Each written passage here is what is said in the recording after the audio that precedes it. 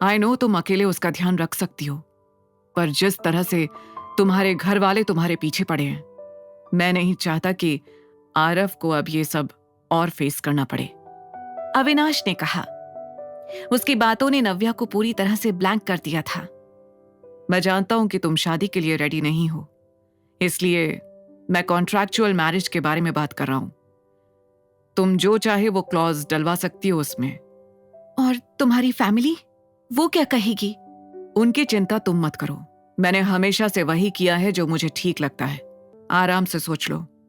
अगर तुम्हारी हाँ है तो कल कोर्ट में मिलेंगे। इतना कहकर अविनाश ने आरव को एक बार फिर से हक किया और वहां से जाने लगा। अचानक उसने रुककर कहा, और हाँ, इस शादी में तुम किसी भी तरह के बंधन में नहीं रहोगी। तुम्हें वाइफ होने की जिम्मेदारियां निभाने की जरूरत नहीं है, इसलिए डोंट वरी अबाउट दैट। इतना कहकर अविनाश वहां से चला गया। नव्या अभी सोफे पर बैठी हुई थी। वो पूरी तरह से ब्लैंक थी। आरव को उनके बीच की बातें समझ नहीं आई थीं। वो तो बस ये सोचकर खुश था कि उसके पापा उससे मिलने आए थे। मम्मा, मैंने कहा था ना पापा को बुलाते हैं, आप ही मना कर रही थी। देखो, आए ना पापा। आरव ने खुशी से कहा।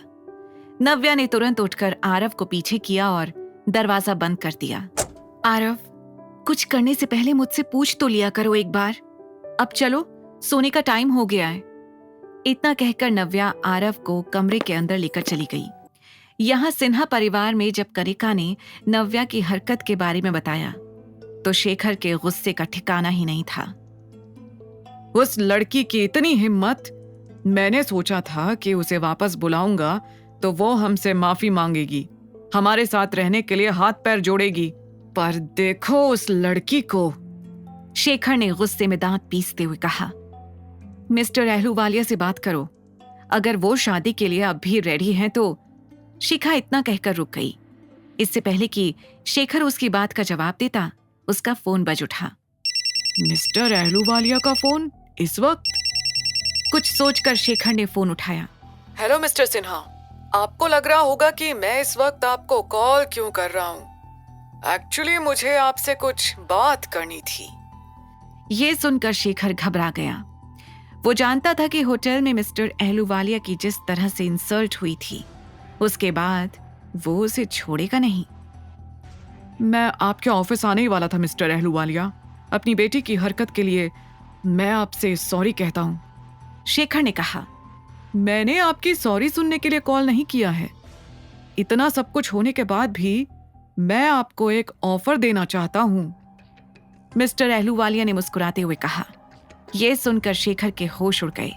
उसे यकीन नहीं हो रहा था कि अहलूवालिया अब भी उसे मौका देना चाहता था। मैं क्या कर सकता हूँ आपके लिए? उसने झट से पूछा।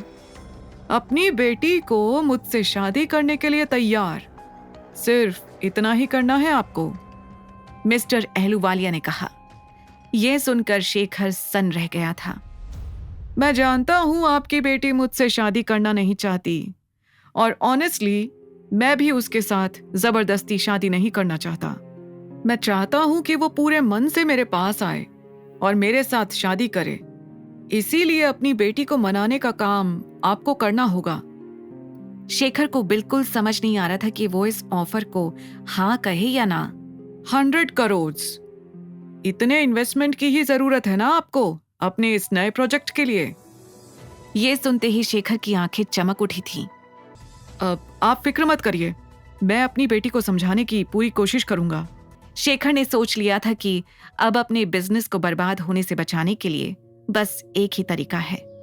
अगले दिन सुबह नव्या जल्दी उठ गई। रात भर उसके दिमाग में अविनाश की बातें घूम रही थी।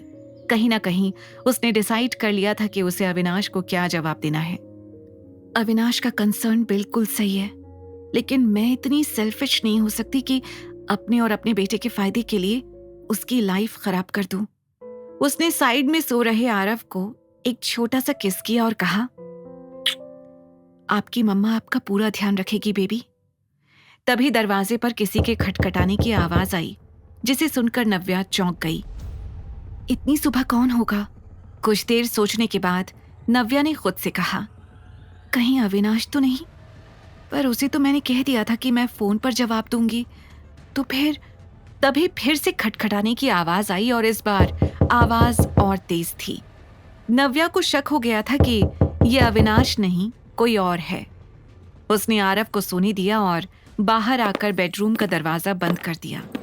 फिर उसने धीरे धीरे मेन दरवाजा खोला तो सामने खड़े शख्स को देखकर दंग रह गई। आगे की कहानी जानने के लिए देखें अगला एपिसोड सिर्फ पॉकेट एफएम के YouTube चैनल पर और द रिटर्न के सारे एपिसोड्स को सुनने के लिए डिस्क्रिप्शन में दी लिंक से डाउनलोड करें पॉकेट एफएम ऐप।